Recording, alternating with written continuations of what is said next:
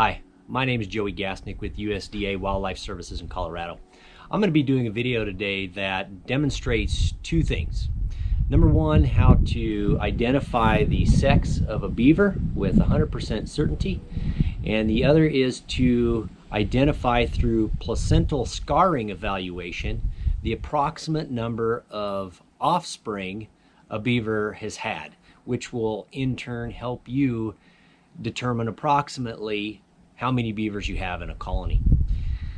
This is important for us. It came up a couple years ago when we were doing a beaver job and we had caught all the beavers, or so we thought, and very shortly the beavers returned. And so we caught all those beavers, or so we thought, and again, very shortly the beavers returned. And so we were looking for a way to figure out how many beavers are in a colony. You can't just sit there and count them. They're reclusive. They come out at night. They're tough to just count. So shout out to my friend in Idaho who forwarded me a scientific paper that went over the placental scarring technique. And if you're like me, sitting down and reading a scientific paper and actually taking what you've learned and putting it to practical use sometimes can be difficult just because how they're written. I understood it, but I had a hard time making that happen in real life. So the next large female beaver I caught, I did the placental scarring technique, and lo and behold, I was able to count up with relative certainty how many fetus she had over the last 2 breeding seasons, and that gave me an estimation on population in that colony. Now, a couple things before we start, before I do the demonstration. The difference between an offspring and a fetus is pretty big. I might say offspring in the video, I might say fetus in the video. A fetus is what we're going to be able to tell today. I'm not going to be able to tell how many live births a beaver has had. I'm just going to be able to tell how many fetus were attached to the, via their placenta to the uterus by the scars they leave behind. So in the video, if I say offspring, if I say fetus, I really am meaning fetus. How many were attached? There's no way to tell how many live births she had. A lot of things can vary with that. A few things you're going to need before you get started: super sharp knife. A sharp knife makes the job a lot easier. You'll definitely want to wear some rubber exam gloves. Beavers do carry several different known pathogens, and we want to wear our PPE just so we're protected. And the other is just a good shop towel so that you can get things cleaned up and wiped down after you're done. So let's get started. Okay, here I have 2 mature beavers. They're about 45 to 50 pounds a piece. You can tell just by looking at them, they're virtually identical. The feet length, the teeth length, the girth, everything is virtually the same. So how do you determine which one is a male or female? So I'm going to start on this one right here. And basically what you do is you locate the vent right here, and you're going to cut up approximately 3 inches. So I'm going to cut from here to here just in a nice straight line, starting at the vent. Now, if you want to remove the castor glands, be real careful here, because this knife poking around right in there, those castor glands are located right here. And if you want to save those for any type of lure production or anything like that, just be careful so you don't damage them. So you go in through the vent, and you just make an incision straight about 3 inches up from the vent. So you can see I got those castor glands right there. Basically, you're just going to take your finger and you're going to feel around for the urethra of that beaver. And I can feel it right there. Now, a male beaver will have about a 1-inch bone in that urethra that you can easily identify. I'm going to get these castor glands out of the way before I make a bigger mess. I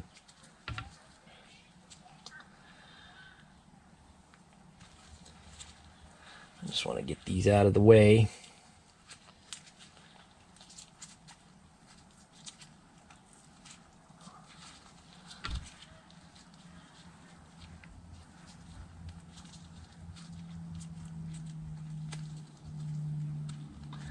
That's why those handy dandy gloves come in handy.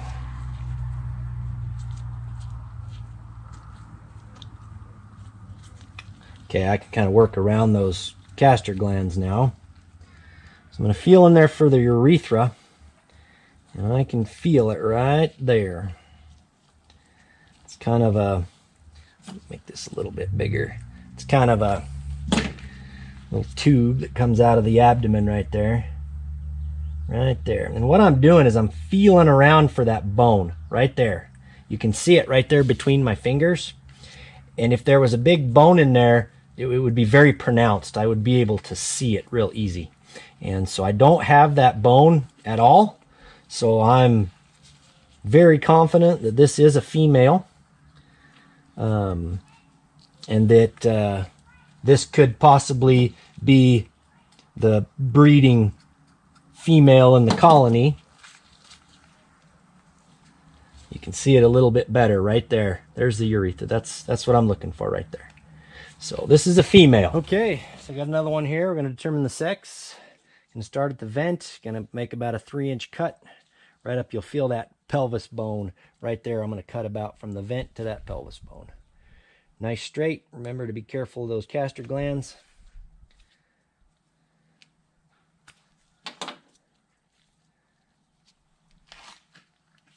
Okay, so right away, I'll dissect some of this tissue so we can see it real clearly. This is a male. You can see that urethra going right there. It goes straight down to the vent.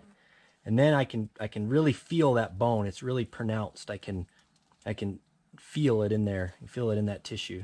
So this is a male. So this is again, just a quick, easy way, just a one quick cut. You can tell if that urethra's got a big, hard bone in it like that, or if it doesn't, like the female. So we're going to get this male out of here. We're going to get the female up on the truck, and we're going to do some placental scarring evaluation. All right, so I went ahead and removed the castor glands just to give us some room to work here. They were kind of just in the way, and they were blocking a lot of the anatomy, and I figured if I got those out of the way, then we would have a nice clear view at the anatomy of this female, so that we could really get a good look at the placental scarring and figure out how many offspring she's had, hopefully for at least the last 2 years. So here we go. We're going to start by making a cut just under the hide. We don't want to puncture the stomach. We don't want to puncture any of the internal organs. We really just want to move those out of the way so that we can get the uterus and evaluate it to see how many scars it has. So just go real slow. Start with the hide. If you've done, if you've hunted at all in your life, you'll know you don't want to stick the knife in that way. You want to keep it flat as you can. You want to just cut the hide. If you do it just right, you can just cut straight up.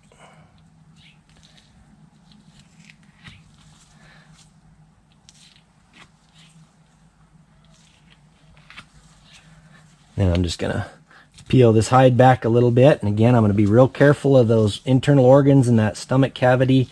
I want to keep those organs intact so that I don't make a mess for myself.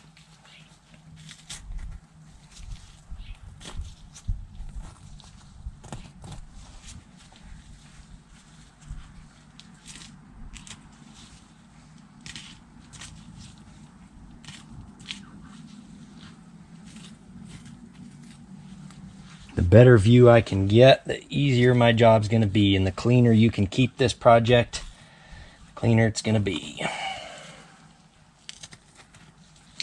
Okay, so now I'm going to make a cut right here so that I can peel this hide back and have a nice clean open working surface.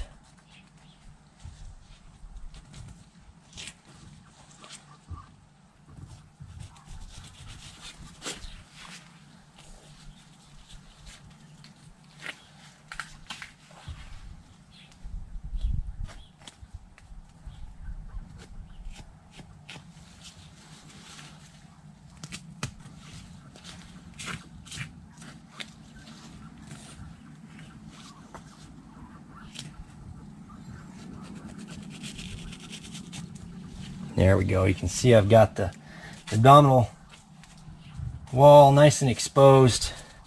Everything's nice and clean. I have a good, easy surface to work with. Now you want to start by opening the abdominal cavity. There's no ribs right here. The ribs don't start till about right there where the ribs are. So this is all abdominal. So you just want to start right here at this pelvis bone. And the uterus is pretty shallow, so I should be able to find it pretty quick. It's kind of shaped like a butterfly, like this. It'll be on both sides, kind of like two big wings coming up. So I'm going to start right here at the pelvis bone. I'm going to just make a real gentle cut just to barely enter that abdominal cavity, because I don't want to poke any of the internal organs or anything like that. You can see it just starting to get through there. Get through some of this muscle tissue. Sometimes it's easier to put your fingers kind of like that so you don't poke the internal organs. And you're just going to end up moving those out of the way, the internal organs. But again, you don't want to make a mess here. The cleaner you can keep it, the happier your life's going to be, trust me. So we're just getting rid of some of that tissue. I cut it on this side as well. Being very careful not to puncture that stomach. I don't want to do that.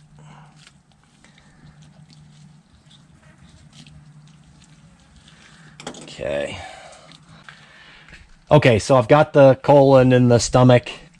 We're just going to push those out of the way. Now I can already start to see the uterus. Remember I told you it was going to be like two wings, kind of like that. I can see one of the wings right here. Okay, I can already see some scarring on it. I'm going to have another one over here. Okay. So you can kind of start to see now the two wings that I'm talking about.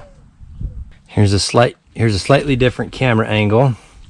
You can see the two wings right there. So what I want to do is I want to reach in where they connect to the inside of the body cavity here, and go all the way. Try to just be as gentle as you can, pushing the organs out of the way. Find where the end of it is, which is right there. I'm just going to give it a little tug right there. There we go. Now what I'm going to do is I'm going to take my knife very gently, very carefully. You can see how thin that membrane is right there. I'm just going to gently cut through that membrane. And we're going to remove this uterus so that we can really get a good look at the scarring to determine how many offspring it's had. So remember, I pulled loose the end right there. Now I just need to cut some of this connective tissue and just be patient. Take your time. This the membrane and the intestines, they don't like to move easily, so just take your time. There we go. So we got one side completely removed now. Okay. I'm gonna come over here to the other side. Again, I'm gonna go all the way up to the end where it connects, and you can see the end right there.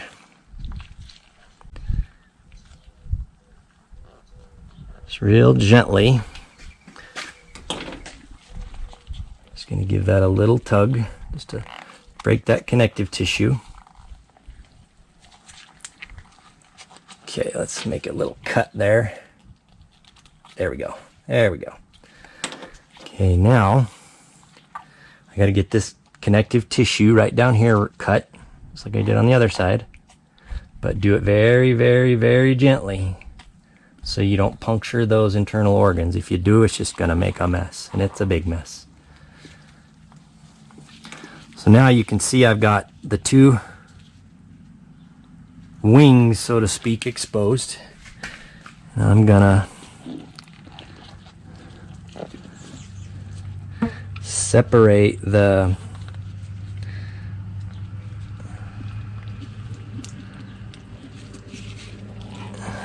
organs here.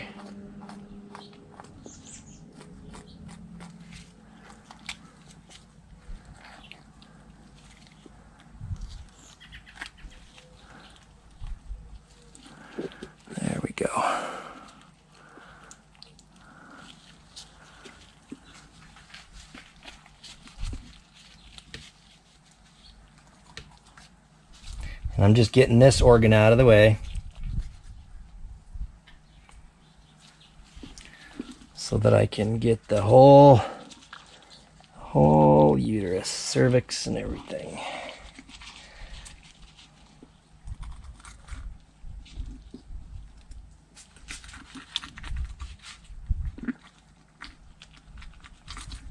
Okay, this is what I want. This is how I'm going to be able to evaluate how many offspring this beaver's had. So I'm going to be real careful with that. I'm going to put it aside. I'm going to remove this beaver. I'm going to put a clean working station down, and we're going to take a look at this. Okay, so you can see now how I've got it laid out anatomically correct as it was inside the beaver. Now, beaver use alternating sides annually to grow their fetuses inside them. So 1 year they're going to grow here. The next year, this is where the fetuses are going to grow, and then next year here, and next year here. I've been told by a reliable source that the reason they do that is to allow each side to heal from year to year. So they offspring, the fetuses grow here 1 year and here the next year. So what we're looking for, the actual scarring tissue that we're looking for, is evident along this line right here. And if you look at it, and I'll get a closer camera view in just a second, you can tell that there's these, I'm trying to make it as nice and smooth as possible so the scars stick out as much as they can. But I can notice on this side, if you can see, there's some discoloration right there. And there's a little bit thicker, kind of like scar tissue right there. But that's the only one I really see, and I'm going to look from one end to the other. There's no other scars. There's just one right there. So I'm going to come to this side, and I can already tell you that I see multiple scars. I can see one right there, one right there, one right there, and one right there.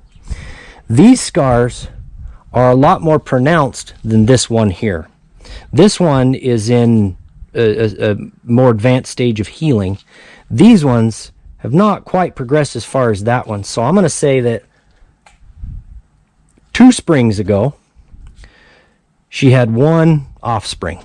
Maybe it was a tough year, maybe it was a drought, maybe who knows why, but she only had 1 offspring. This year, she had 4 offspring. 1, 2, 3, and 4. Now let me get a better camera angle so you can really see those. Okay, so here we are again. So if you can tell, that scar that I pointed to earlier is right there at the tip of my knife. Get the camera to focus. It's kind of a slightly discolored scar tissue mass right there. Earlier on in the spring, closer to the time they give birth, those masses are more white in color. This one is a little bit darker in color because it's in a more advanced stage of healing. Now if I look at this side, I have a placental scar right there. I have one right there, right there, and right there. And I can really see the difference in color in these. They're not quite an advanced stage of healing, so they're a lot more prominent. They stick out a little bit more, and you can just tell. So by using this technique right here, I can tell you that this particular beaver has had 5 offspring in the last 2 springs. Now I shot this video in August, and so she had offspring months ago, and so they're, everything's starting to heal up. But next year, you can assume that would have produced offspring in that side right there. So that's how you can count up how many beavers you've got in a colony, or at least estimate how many beavers you've got in a colony. Hopefully that's helpful. I know for me, reading a scientific paper on how to evaluate placental scars is a pretty tough task. And so this allowed me to really get an idea of how many we're dealing with. I hope it can help you out too, and have a great day.